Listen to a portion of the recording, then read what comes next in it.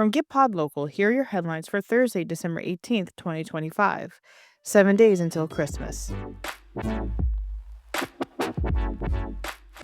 TikTok US joint venture deal set to close in January with investors including Oracle. I guess I should just get a real therapist now instead of watching TikTok astrologists tell me that I'm supposed to find this video. A woman in Japan marries her AI boyfriend. She basically said, "Miss me with the bear. I'll just text something for the rest of my life until he has an update and forgets all about me." In similar news, there's an ultra realistic AI face swapping platform driving romance scams.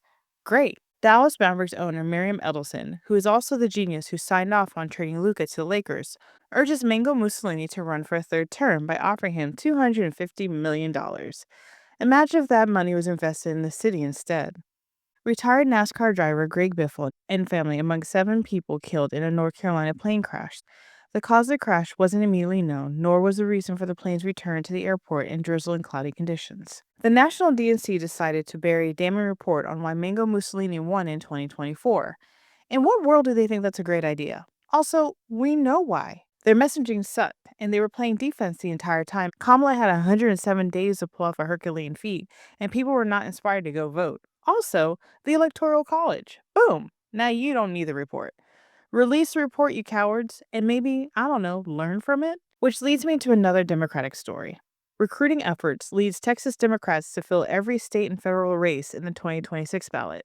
We said the same old wasn't working, and they listen. Brava. New photos from Epstein's estate published by the Democrats ahead of a deadline for files release. In one of the photos that we've seen, someone had written over a young woman or girl, we really can't tell, lines from the book Lolita. Subtly, the AI husband does not sound so bad.